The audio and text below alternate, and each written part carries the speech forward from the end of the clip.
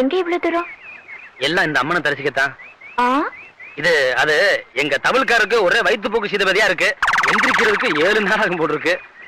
அதான் நாளைக்கு ஒரு கச்சேரி உங்க தமிழ்கார அனுப்ப முடியுமான்னு கேட்க வந்தேன். நீங்க கேட்ட அனுப்பிச்சுமாக்கும்.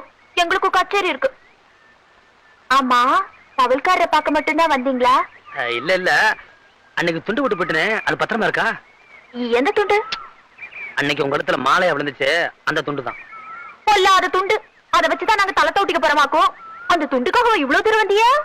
துண்டுக்காக மட்டும் இல்ல, துண்டோட இன்னொன்னையும் விட்டுட்டு போயிட்டேன். அதை எடுத்து வச்சிருக்கீங்களா? என் மனசத்தான் உங்களை விட்டுட்டு போயிட்டேன்.